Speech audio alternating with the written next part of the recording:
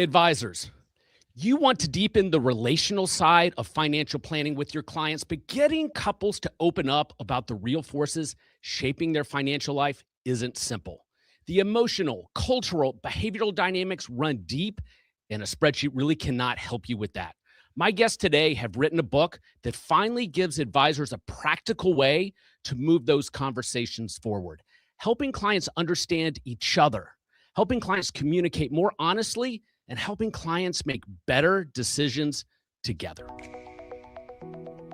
You're listening to the Resilient Advisor podcast. This episode of the Resilient Advisor is brought to you by the Titleist Advisor Network, where independent financial advisors become resilient, high-growth business owners. Since 2003, we've been private equity-free, helping advisors build real equity in their firms.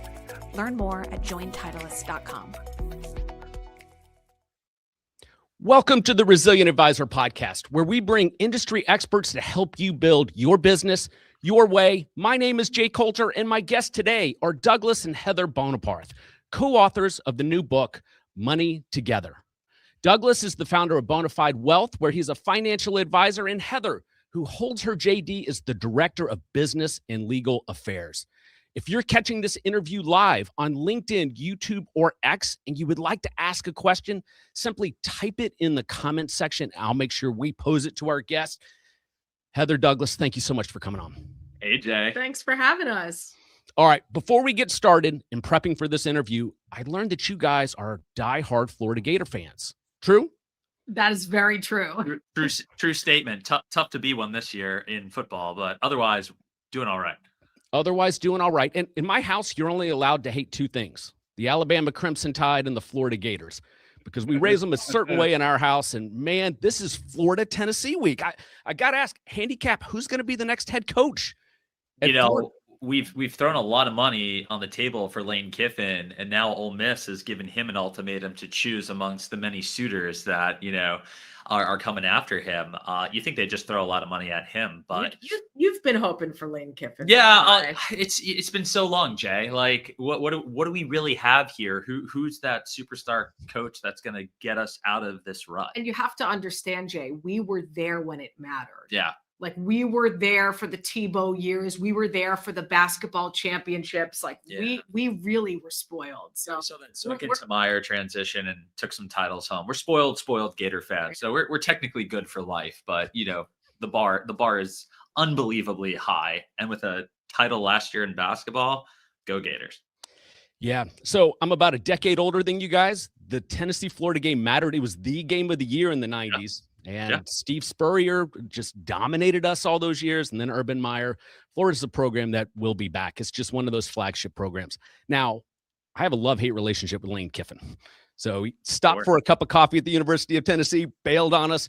But, man, he's such a good coach. If Lane doesn't go there, I'm really curious what either LSU or Florida is going to do. I don't know who's left. Yeah, that's exactly where my head's at here. I mean, you even have Penn State without a head coach right now. So there's the demand for head coach could never be higher. Maybe it's you. I'm running. That's it. I'm throwing my hat in the ring. Happy to do it. I'll take the job. I love it. All right, before we get started, I want to set the stage here. You guys have done a lot of media around your new book. I want this to be different. So my audience are financial advisors or people who serve them. And in reading your book, Money Together, I think there's some real applications for financial advisors and how they can help their clients in very specific situations. And so before we get into that, let's kind of set the stage. Douglas, could you tell viewers a little bit about your practice? Yeah, absolutely. And for those of you watching on Instagram, I'm sorry. Well, we'll try and get in like real. There's two people here, but on all other media, you got it. A little bit about me. I'm the president and founder of Bonafide Wealth, which is a wealth management firm based in New York City. Something more unique about me is that I'm a second generation certified financial planner. I've been around the industry from a very young age and professionally have been in the industry for more than 20 years, despite my young age of 41. So it's a lot of time in, it's a lot of perspective and experience. And we focus on your millennials, if you will. Older millennials was kind of the marketing idea when I started the firm. And we're going down the chain to Gen Z with a wonderful associate, Cliff, who's also a certified financial planner. Heather joined us 3 years ago after, and I'm not going to spoil, she'll tell you all about herself, but Heather joined the firm 3 years ago and heads up our legal affairs and business as well. So what more could I tell you about Bonafide Wealth? I'm sure it's on the website, but I want Heather to introduce herself and tell you more about her role here at the firm. Definitely. Heather, I'd love to hear about your role. Plus, this isn't your first book. I'd love for you to also comment on why you decided to write this book at this time. Yeah, sure. Doug and I wrote a book together in 2017 called The Millennial Money Fix. That was really all about, I would consider that a primer on adulting, Yeah. which very, very much reflected where not just we were at the time, but where our client demographic was at that time. We were, entering the workforce that was in a completely different labor environment than anyone really had ever seen before. We were saddled in student loan debt. The ROI on higher education was changing, and no one was really questioning that yet. And so we wanted to create a blueprint for young adults to approach their adult life with a little more care and criticism, I think, almost towards the institutions and what we've always been told. Like, put your head down and do a good job, and you'll put your butt in the chair for 30 years and it'll all be fine. And I think we were seeing even earlier in our careers that wasn't going to necessarily be the case. And we had to take matters into our own hands and define a life and find what financial freedom really meant to us. So that's what the first book was about years ago. And it's very interesting looking back. So I'm a lawyer by trade. I graduated law school with 6 figures of student loan debt right on the heels of the Great Recession.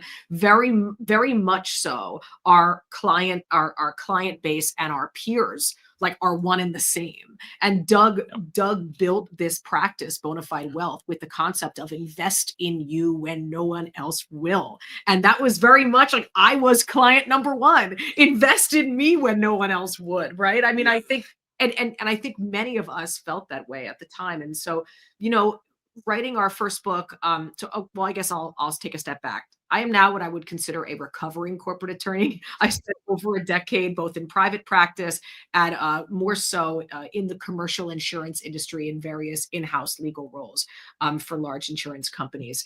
And I joined Bonafide Wealth 3 years ago full-time as the director of business and legal affairs, where I'm not only helping out with our compliance and all of our business arrangements and our speaking engagements, but also building out our content and making sure that our thought leadership is where we want it to be. And we're saying the things out in the world that we want to be saying. And so she's keeping us safe and she's helping us grow the firm. I mean, come on.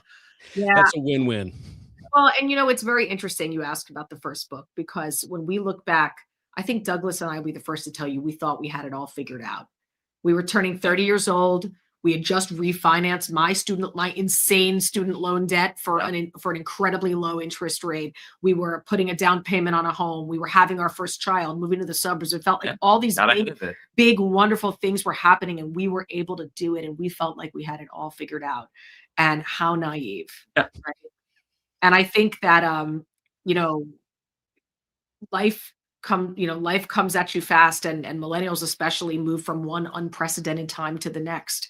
And on the heels of the pandemic, I think Doug and I kind of had to take a very critical look at the roles and responsibilities and the power dynamics in our relationship, and how those shifted very much hand in hand with how money changed hands and what income was coming in.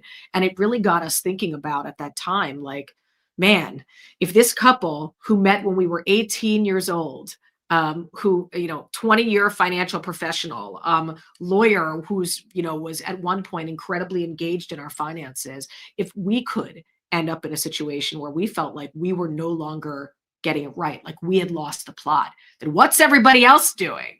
That was kind of the first time we had this question mark of like, we need to really be examining how couples are talking about money at home.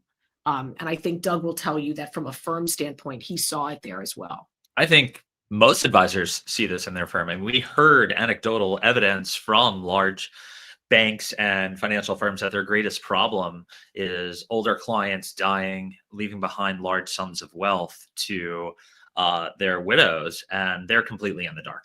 They're completely in the dark. Not only is that bad for that bank, because those clients go and that money leaves, but it's terrible to hear that, the individual, the client there, is in that situation.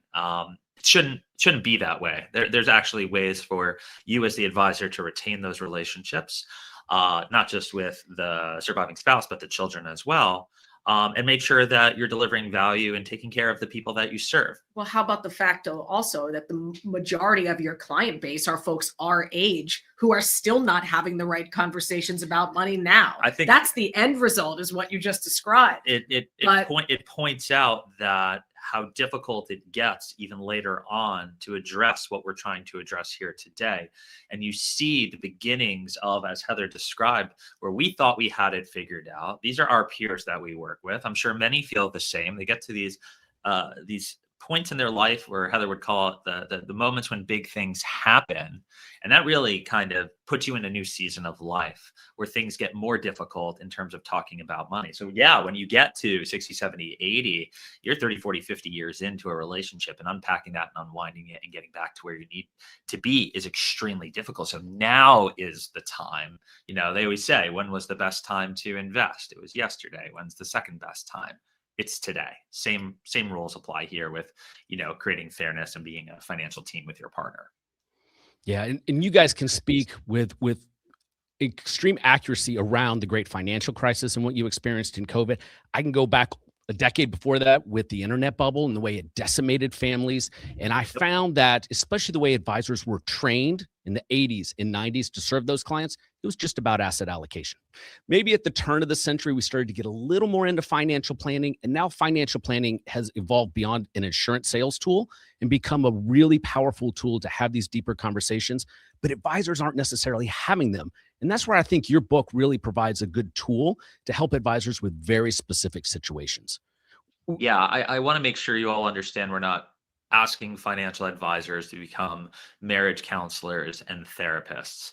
We're asking you, or if not, providing you with the tools to open the door to the conversations that deepen relationships between your clients and between you as the advisor. We're allowing you to, we're sharing stories that resonate with individuals, whether it's a sentence, a paragraph, an entire chapter section of the book. You are going to find yourself, your clients are going to find themselves in the words that they perhaps could not find before, which I think says an important point too, that so much about money is the stuff that we're not talking about. And that is within the context of a financial planning meeting, that is within the context of your own house, that people don't have the words to say what they're trying to say. And we learned that from spending 2 years interviewing couples about money. Absolutely. You're managing both relationships and people's money. It's both business and real human beings. So again, being just particularly straightforward about, our role as advisors and how far up to the line we want to go in order to help people. I understand, it can be difficult. So again, this material, making that less difficult in this inherently messy conversation that is relationships and money. We want you to go there, and we want to show you how to go there. Excellent. Let's go through some specific examples. As a reminder, if you're watching live and you want to make a comment or ask a question, please just make a comment on the social media platform. Colby, thanks for tuning in. You're right. This is going to be an excellent, excellent episode. So the first construct that stood out to me in the book is talking about how to deal with partners that come from different cultures, backgrounds. They have different money scripts, expectations, and they collide. How can advisors best help people that are struggling with a cultural dynamic with their money? Well, I think, and I'll let Doug take the lion's share of this, but I think it's important to point out that your culture can manifest in many different ways when it comes to your money behaviors. And so we lay out a couple of those in the book. And I think for an advisor, it's not just saying, okay, these folks come from different cultures, but what is it about that is causing them to come into conflict? One example would be how people spend, save, and invest money. So much of that is steeped in our culture, but also like how people have permission to make money. And you'd think, what do you mean permission to make money? I think cultural scripts absolutely dictate the ways we believe we can go out in the world and make money. also think it dictates the roles that we play in our relationships, right? This is where we fall into stereotypes that exist today. It could be, well, the guy's going to run the entire household, and the woman's going to handle things. These classic tropes. I know you want to get in here on this one. I think it's also how people communicate about money. In some cultures, talking about money is taboo in itself. Sure. Forget about Mhm. putting the gender role aside. I wanted to get that one point out Yeah, first. That one thing. underlying that is that some people, you don't talk about feelings, you don't talk about money. Yeah. Money is not something that it's too personal. You don't talk about it. These tropes, these hard coded things in our culture, and the whole first section of the book is about our beginnings, and it's beyond just culture. It could be religion, it could be your upbringing, and all of these factors that shape your identity with money. If we're unable to get there individually, we're going to have a very difficult time gaining perspective of our partner and understanding where they're coming from. So this macro theme of the self work that needs to be done, whether that's examining your culture, any trauma you've experienced, or the good things, maybe it's privilege that you've had, is absolutely essential to then having the perspective you need when it comes to your partner. Well, but I think as an advisor, identifying where that conflict is. Look, you may not be able to, this is not like a quick solve, okay? But identifying the fact that there are divergent viewpoints on this topic, let's say investing, you may then recognize from identifying that you're going to have to spend more time with one of these spouses talking about these things, and it still may make them uncomfortable. But I think a point that we try and make is, are the circumstances that make you uncomfortable, or let's say, right, are those circumstances that make you uncomfortable still present here today? And I think that if you as the advisor can show them that they are not, it's going to be harder for them to stay set in those ways and not come a little bit off maybe their viewpoint that they grew up with, or that they learned about money through that lens. It's going to be harder for them to say, well, no, I'm still pretty much set in my ways. Like, okay, well, no, I'm going to show you the ways. You're going to show them how perhaps that way of thinking and behaving is not serving them well today. It may have served their parents or grandparents, or their community that they grew up in well, because that's all they've known. But is it serving you, your household, your family, where you get to call the shots in how you live your life? Talking about that, so opening the door to that moves the needle. And it's not in one meeting, it's in a practice that you will have when engaging your clients. Reserve some time for exploring these things, because what you really want them to do is go home and have that conversation. You got a lot to talk about if you're running your quarterly meeting or your semi-annual meeting, whatever your model is. You're not going to necessarily want to take all, maybe you do, maybe there's a special meeting for that, but the goal here is to gently nudge that conversation so that when they come back in a follow-up email or in that next meeting and say to you, we learned some stories about each other from growing up, you will be absolutely amazed with how that allows them to take the next steps. Maybe it was the allocation you needed them to get into. Maybe it was a strategy that you've slaved over, for the benefit of your client, but they're not biting down on it because of these things. So that's where the real impact comes in and why it's worth doing. You don't need to become frustrated. And by the way, they're going to remember that you're the person that brought them there, maybe resolved some things or allowed them to communicate more effectively. And guess who provided value, and guess who gets the credit? Yep. You, the advisor. Yep. Doug, let's get very specific. So I can remember the baby boomers' parents were very hard to have these types of conversations with, because they grew up in 9.5 times out of 10, the man handled the money. The woman didn't even know how to write a check. Then we get to the baby boomers, and that started to open up a little bit, but it was still hard to have those conversations. Most advisors ignored them, and they just dealt with the man in the relationship. I find that has changed as we start going down generations, but it's still difficult if there is that dogma. What are the questions? What's the framework you use to start breaking down those barriers when one spouse is in control versus another? Yeah, so I think it's a whole scale here. We have the extreme side of maybe one spouse isn't even showing up to these meetings, right? And what you don't want to do is launch into that individual and say, why isn't your spouse here? You know, this is designed to be, you have a good point. Why aren't they there? Why not open with just talking about how they're doing? You know, how's your husband doing? How's your wife doing? Tell me about that vacation. Oh, that's wonderful. Talk about those things as your bridge into, I'd really love it if they joined us here today to talk about these things so you can have more vacations, so you can celebrate that anniversary. I'd really love. And a lot of times it's because two people, at least from our experience, you know, generationally speaking, getting two people in the same place, especially dual working, you know, households, it's hard. It's hard. So yeah, maybe one can meet at 5 p.m. The other's really only good at 9 p.m. That's one of the reasons why that even post COVID, we've changed our firm schedule around and offer a couple night days a week. We still do 9 o'clock Monday and Tuesday. Used to be Monday through Thursday, and I realized I was slowly killing myself. But you know, Monday and Tuesday, and you'll even have, you know, a 30 to 60-minute slot on a Saturday or Sunday morning, you know, while everyone's, you know, doing their morning routine to talk to a client that just couldn't get out of their work week, couldn't find the space to do it. You as the advisor can make that happen. So that's maybe how we approach. We only got a, you know, my dad would always call it, you know, the two-legged stool here when you only have that one partner show up. And then you have, okay, they're both showing up, but only one is engaging, right?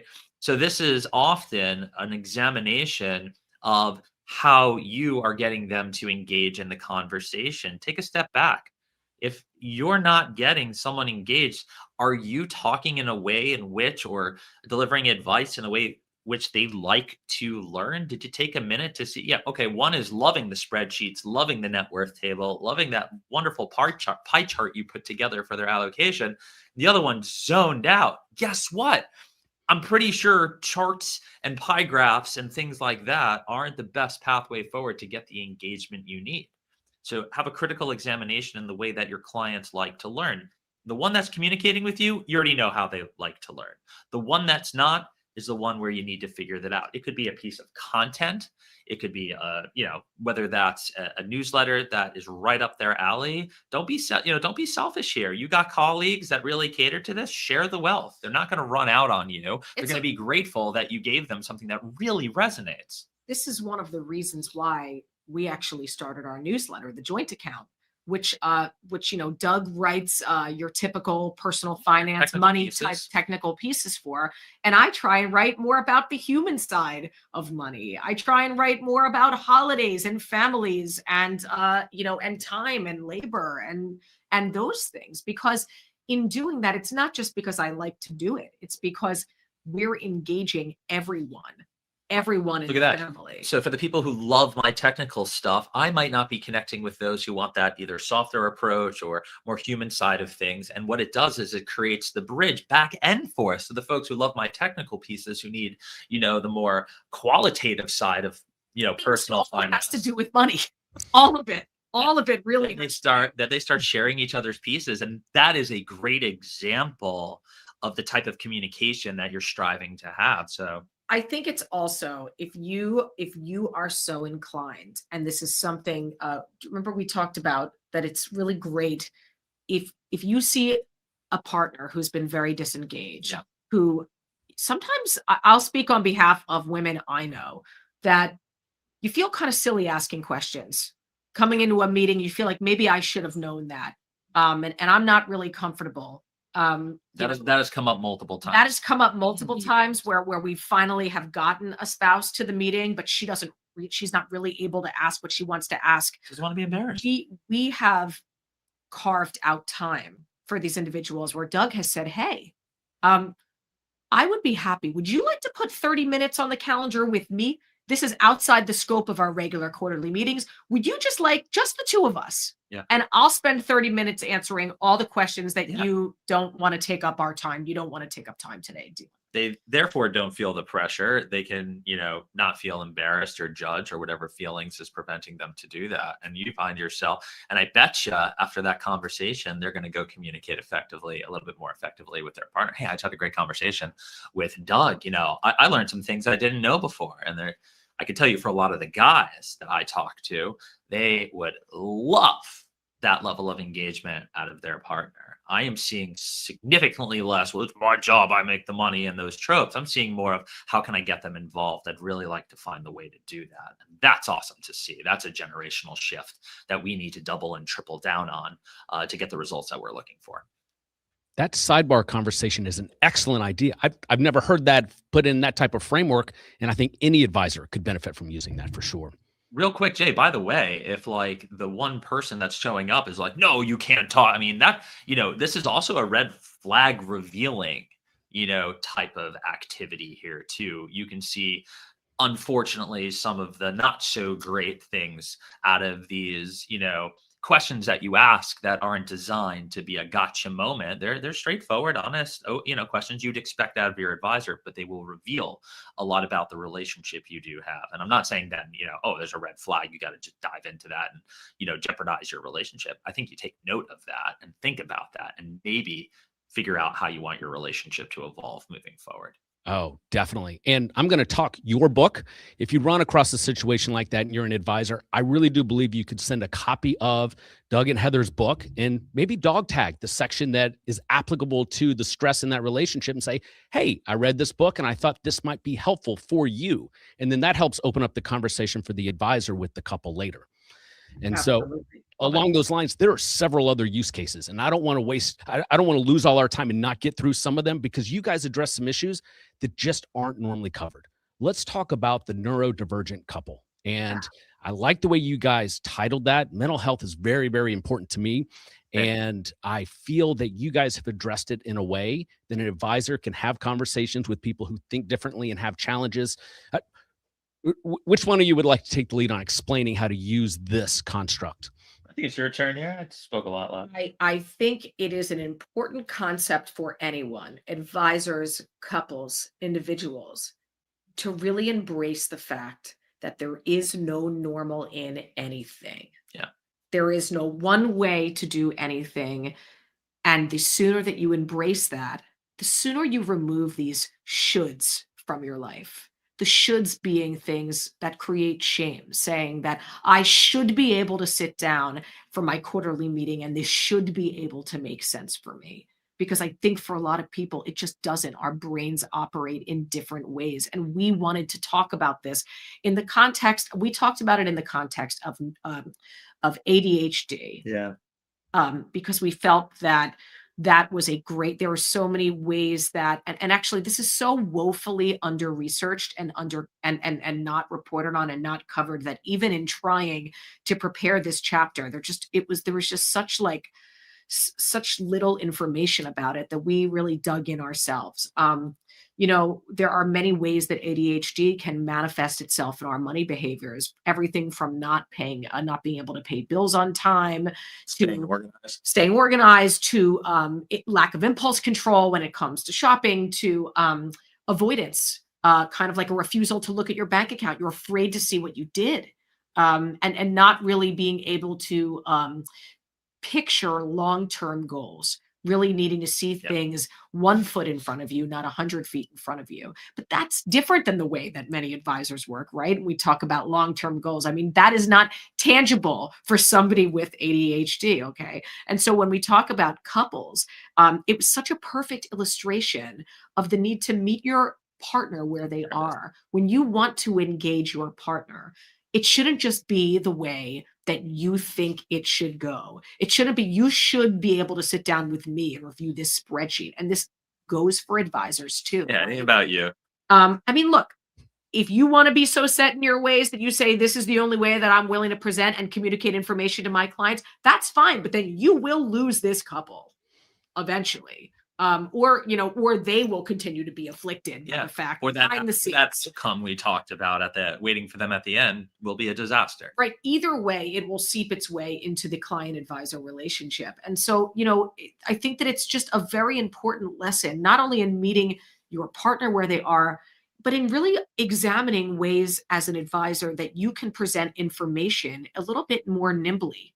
that maybe, I'm not saying to overhaul your entire practice, Yeah. but maybe there are tools available to you. There's never been more like fintech. There's never been more applications available. Before we even go down the road of the golden age of financial technology and all these wonderful, whether it's AI or just some tool that'll help you budget here, there's a story in the book about a couple who very much wanted to get engaged and have better communication, and they were willing to sit down, and that wasn't the problem. And this is specifically about neurodivergence and meeting your partner where they're at, or meeting your client where they're at.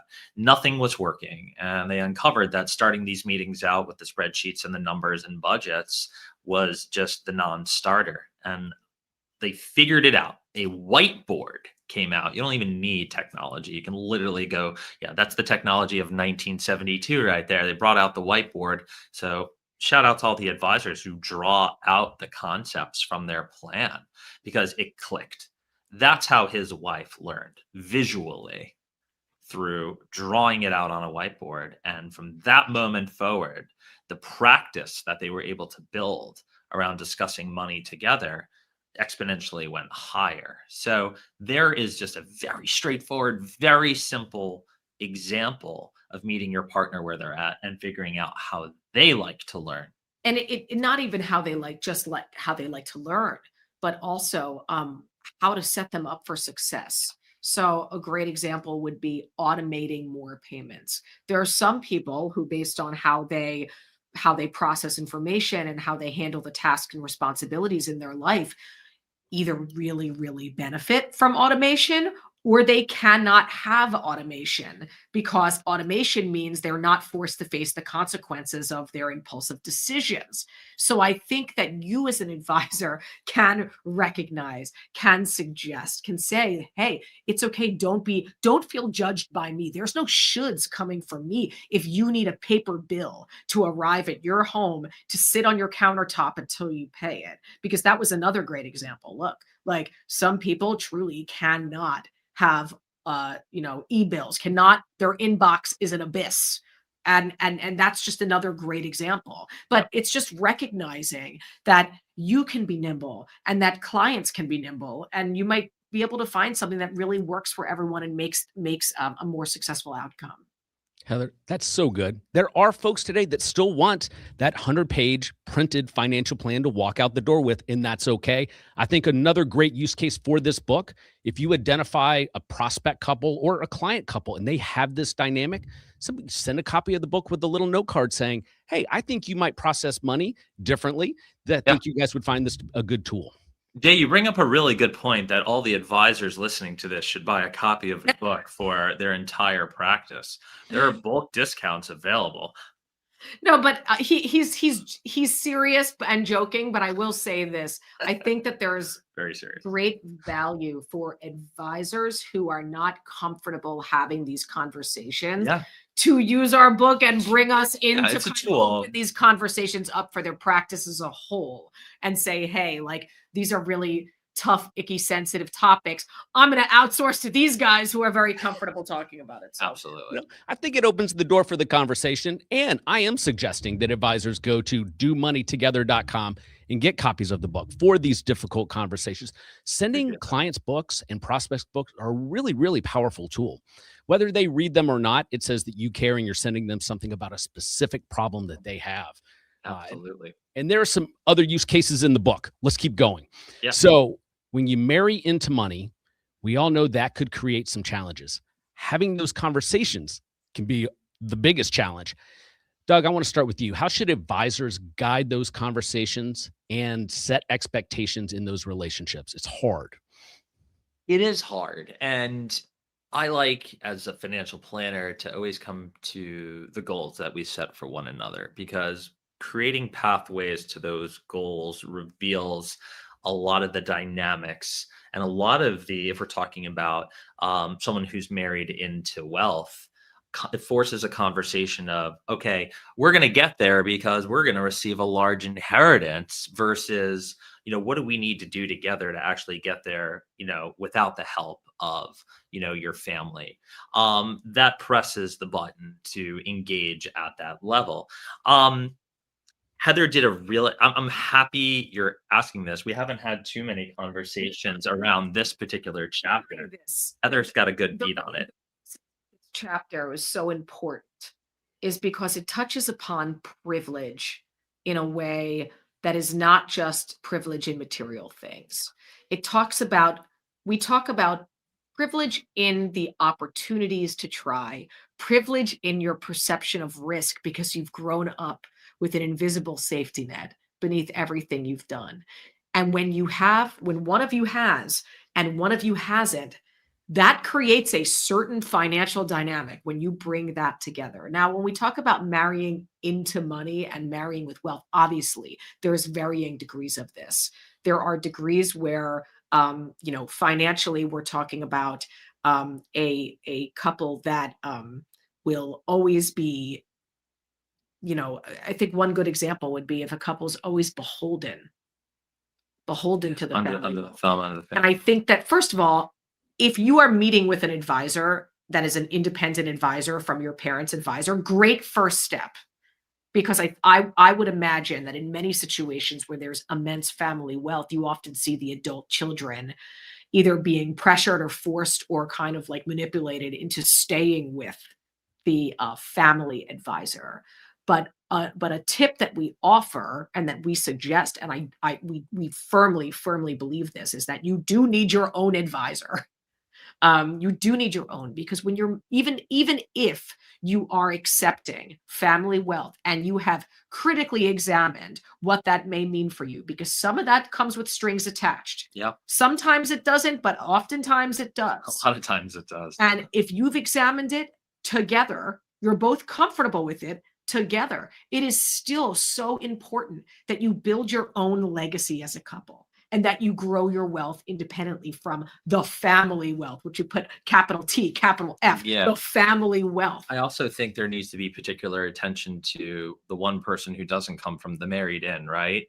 And how maybe the person that does come from the wealth, doesn't feel the things that that person does as far as what, is truly their money, right? How much of their wealth is being, wrapped up into the family versus that individual feeling like they have their own skin in the game, they have their own IRAs, they have their own accounts that operate outside. They need a level of independence from that family. It's not just, should you have your own independent advisor? I agree, you should. You can figure out a way, hey, maybe the assets stay with the family because those are strings attached, and that would be, a party foul. But to get independent advice and a financial plan from an independent, that could very well give you a situation that works for and that satisfies everybody. You're not stepping on anyone's toes here. But I want there to be particular attention to the one that's not, the married in, and making sure that their needs are met outside of, the family bank, if you will.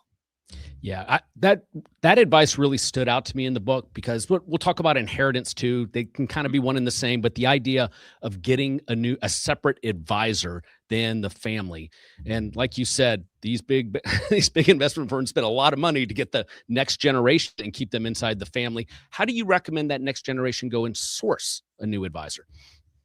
Yeah, I mean, I don't think you have to get overly creative here in how you would search for a financial advisor typically. I mean, I tell clients what you're looking for here is value and relatability, right? Obviously, you want to make sure they have enough knowledge and experience to actually deliver the goods through their planning process and who they are as a professional. But there's an intersection here between, go just beyond what their brochure says and what they're compliant. Yeah, look, do all of that. That's what Chat GPT will say. Ask if they're a fiduciary. Go look at their, go look at their compliance record. Talking about here is values. Imagine being in such a fortunate situation where scarcity is not a problem, Yeah. right? At any point in your adult life. Let's assume we're talking about a lot of money. You have a chance to really make it count and live by your values, because it's not just like the finances are less of a concern for you. So when we talk about finding an advisor, you want to find one that will help you carve out and create what your values are as a couple. That to me is one of the main reasons why, you want, and that's oftentimes, you think that People who come from wealth and come from privilege, it's a complex feeling. Yes, there's a lot. Sometimes there's more optimism and there's more ability to take risk, and they understand the value of time more and how to invest money to make more money and all these things. But oftentimes it's complex. There can be a long shadow that comes with growing up under the family wealth. We had a story in the book, individual came from, a lot of wealth, New York City wealth, and he would tell you it's all relative, objectively, very wealthy family. But I just think in general that talk about a selling point of finding your own advisor Yeah. is saying, I want to carve out, yes, I am part of a larger family legacy, but I still have my own values and need to carve out my own legacy. And we're going to build our own life with my partner and with our children. And there is a way to do that without necessarily running afoul of the greater values of the family. And if you find the right advisor, they can help you. They can help you through that. Yeah. A use case here, you have a prospect that has inherited some money or married into some money. Just take a note card, a copy of this book, dog tag the section that talks about the importance of at least exploring having a second advisor to advise you. And I think you could open up some conversations with your prospects. All right, 2 more use cases. They are different, but the same. Having children and then stepchildren coming into the picture. Both of these use cases are life events that a client or prospect goes through, and this book could be a great tool to open up those conversations. I think children is probably an easier one. Stepchildren can be difficult. So let's go deeper on that. Doug, how do you frame a conversation around doing money together when it relates to stepchildren? When it relates to stepchildren. Okay. So we have a wonderful chapter here on this. And I think you need to understand, number one, that there's always going to be a level of independence between these parents and the roles that they play. And that's going to come into money. They're bringing into this relationship, right, a completely different understanding around money, whether it's not just the parenting styles, but also just what their own, previous marriage has led them to believe.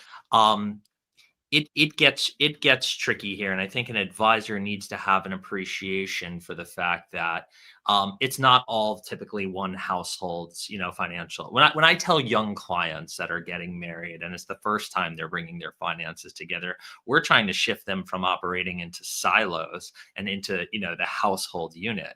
Well, in this example, we got something that maybe once was that. They're back into silos. And now you got this hybrid thing where, yes, some of the money is intermingled, right? But some of it isn't. And that's where you need to help the clients navigate. Well, if they're both working, are they paying for, their stepchildren's ex? How does this play in relationship to former spouses? We make a very 2 times in the book, we make a play for prenups and postnups. And this is one of them. And the use case we just spoke about was the other.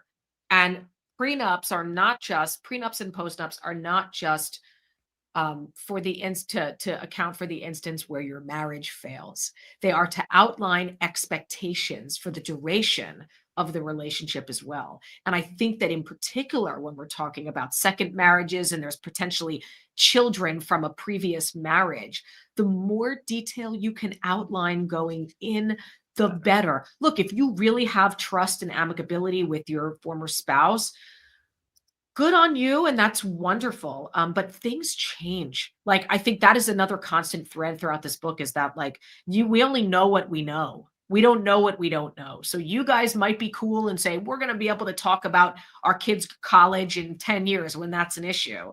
But maybe you should just work it out now when you're about to get remarried. Seems like probably a better time to outline those expectations and remove that question mark from your life, because the last thing you want to do is to have any financial tension bleed into what's already going to be a sensitive opportunity for the step parent to forge their own independent relationship with the child.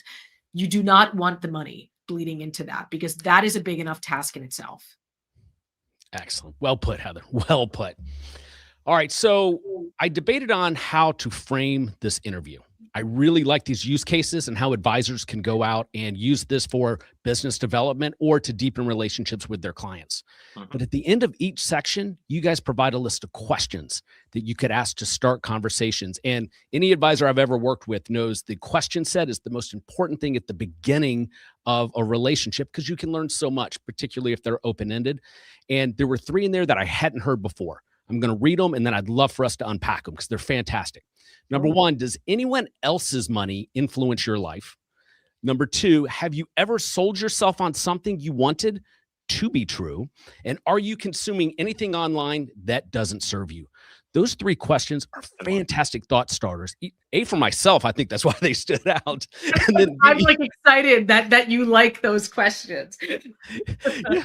Well, so Heather, can we unpack those? Because I think they'd be really helpful in starting dialogues with folks. So the first one, does anyone else's money influence your life? What's the thought process behind asking that question?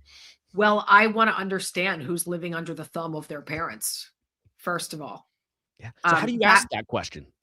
Sorry? So how would you ask that question in a polite way? Exactly how I ask it. Would you? Yeah. I would say, is anyone else's money influence your life? And I think it is a factual way of asking, do you receive financial support from your parents? But it's also a broader question than just, do you receive financial support from your parents? I think there's lots of ways that other people's finances can influence our life because it also encompasses, what if you are supporting somebody else? Yeah. Or you plan on, I mean, all these concepts, they kind of build upon another. So this question, you can ask it in a vacuum, but it really can spider out to these other topics. Like, is there anyone you financially support or that you might have to financially support? Is there anyone you are concerned maybe someone who you may need to, whose finances may influence our life in the future? Technically, it's a bigger question, but very proximately, let's say you're asking it in the early phases of your relationship. I think the first thing you're going to find out is whether they receive financial support from their parents or another family member. I love the directness there. I think a lot of advisors will have trouble with that. But the data you would get from that, the information, particularly as you started to unpack that about who they might be supporting eventually, because they might not share that. I think a lot of clients will take a minute and think about that one for a hot second, which is exactly what you want to do here. I don't think a lot of folks have really thought about that in that situation. So in the moment you catch them there, I think you get a little pass on it being something shocking. I don't think I'll push back on that. I don't think it's going to be that hard to get that question in there because it's going to make them think.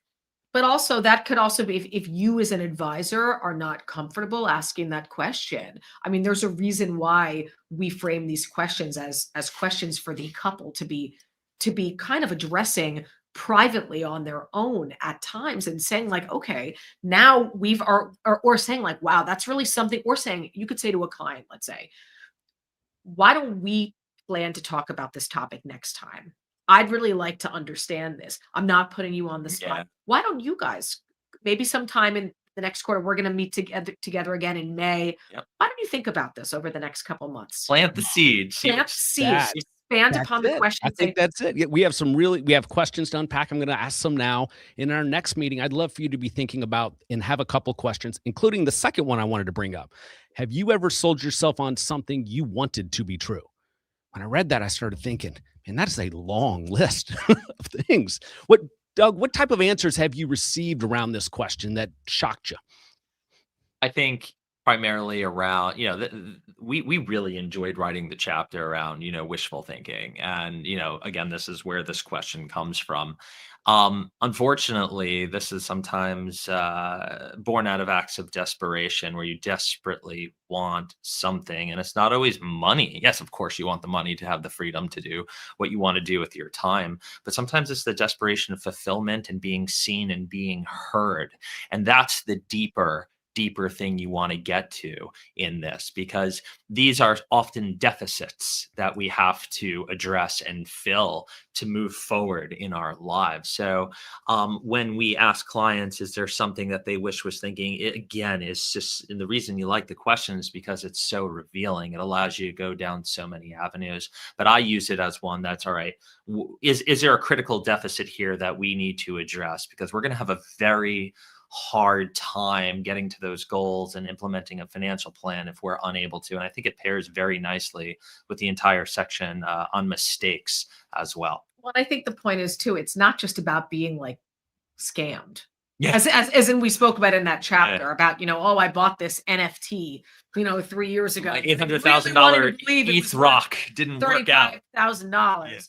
But I think it's also schools of thought. I think that, in, like Doug has said, in this golden age of financial information and content, there's a lot of people saying a lot of stuff, and there could have been a point where you really wanted to believe that if I did these 3 things, I was going to be able to, retire at 29, and you believed it. And so you tailored your entire financial strategy around those 3 steps for 3 years. I mean, as an advisor, even a couple of years out from that, you would want to know that. You'd want to say, okay, this person tried that. Maybe they saw the light and it didn't work for them, but they've been there and this is something they've experienced. I think there's a lot of context you can gain from that. Yeah, Heather, that is so good. And then the last question, which I thought was interesting coming from the two of you, like you guys, I do a lot of social media marketing, requires me to consume more content than I probably should. And sometimes it drifts. As a reminder, the third question, are you consuming anything online that does not serve you? I end up drifting. How do you guys compartmentalize marketing, producing great content for clients and advisors, and then consumption? Oh, it's so hard. It's incredibly hard. We're like the most guilty of it. And we have to check ourselves all the time. The idea is it's the same thing, kind of similar to where we started when we said, is what you're consuming serving you or is it not? And you don't realize, because the algorithm and social media is insidious. So these messages aren't necessarily the video you're watching. There is an underlying message to that. I have a problem with the content that's come across my feed about allowances and trad wives and like over glamorizing handing over your financial agency to your partner. Like, the internet has found a way to glamorize that and to make that interesting to watch, but it's actually a really damaging message. And that's just one example. And over time, when these things start to seep into your everyday behaviors in real life, when you put your phone down, like, you got people who are making it look like they're throwing these big, fancy, lavish parties. And then you go to plan your child's party and the bill comes out to $1,000. And you're like, why the hell did I think I needed a balloon arch for my child's party this year? Especially in the last like 3-4 years here, like everyone's getting rich on crypto, but you, or whatever, it's a meme stock or whatever that is. And they're levering up and, you're like, yeah, everyone is getting rich, but me, I should be doing this as well. And then you do it and you create obviously an issue here because it maybe blows up in your face or you get rug pulled. That is clearly content that's out there right now that is not serving a lot of people very well. And it's sizzly and it's sexy and exciting, talking about personal finance, unless you're listening here today, this is really cool, right? It can be drab, it can be boring. So yes, it is wonderful that you can find amazing content like this, but there's equally as much, if not more, of people pointing to ticker symbols with no background in investments whatsoever, thinking that's what you should do. And you as a partner have every right to say to them, to call them out and say, hey, I think you're getting lost in the sauce here. It's affecting our relationship. It's affecting your expectations for our relationship, for our lifestyle, and for how we spend our money. Yeah. All right. Before we wrap up, I do want to ask a couple questions about your practice because our audience are financial advisors. But for anybody interested in Money Together, please go to domoneytogether.com. If you're an advisor and you just want the questions in the back of the book, I guarantee you they will help you have better conversations with your clients. But I think the best use case is when you have clients who are struggling with a particular issue that's addressed in this book, sending a copy with a note and saying, hey, let's talk this through, I think will help you build a deeper relationship. Guys, I'd be remiss if I didn't ask about some things around your practice because I know advisors want to know. One thing I've really always appreciated about both of you is you guys share your wins and your losses, whether it's in your personal life, in your business, and how you're operating as an advisor. But you've had a big win recently. You guys recently made the decision to go and join Altruist or use them as your custodian. Could you tell us about that experience? Yeah. So this was born out of, My former broker-dealer that I was affiliated with as an RIA, being acquired by a much larger RIA. And for a first time in a very, very long time, we took a careful examination of what all of our options were, other than just kind of going along with it. We run a very technology forward, very, millennial on down forward practice. I'm an early adopter of technology. We needed our technology to match our identity as a firm. We go looking around, you got the big players, and then there was Altruist. Had a good relationship with Jason for many, many years. And for the first time again in a long time, it wasn't just Altruist, it was our entire tech stack. Let's go reevaluate everything. We were in a position to do that. We took it extremely seriously. We chose everything that we felt that was light years ahead of everything else that we saw. Altruist made the mix there. What a wonderful transition. Advisors do not like to do the whole repaper thing more than once, maybe twice in their careers. This was number 2. I vowed never to do it again, but hey, hand got forced more or less.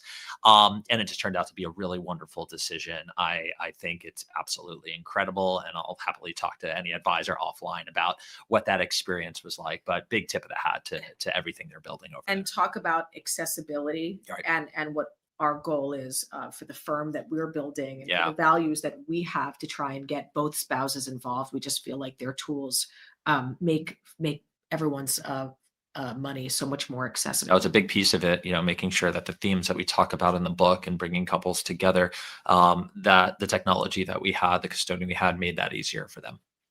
Excellent. We recently added Altruist to our stack at Titleist, and boy, that technology is great. Guys, thank you so much for coming on. This could actually be a 3-hour interview. I can't tell you how many questions I've taken out. All day. We talk a lot, Jay. It's like we'll come back anytime if you want us to. You got it. I literally have an Uber ready to take me to the car in the shop. So I'm gonna literally jet run outside right now. But this was an absolute pleasure, Jay. Excellent. Thank you guys very much for coming on. Thanks for having us. Thank you. The listener of this content should not assume that any information presented or made available on or through this media channel is receipt of or substitute for personalized investment advice. Titleist Asset Management, LLC, or TAM, is an SEC-registered investment advisor. Registration with the SEC does not imply a certain level of skill or expertise. TAM provides its services to individuals, high net worth investors, including trusts and other legal entities, and provides access to model portfolio strategies offered through its affiliate, Shorebird Capital LP.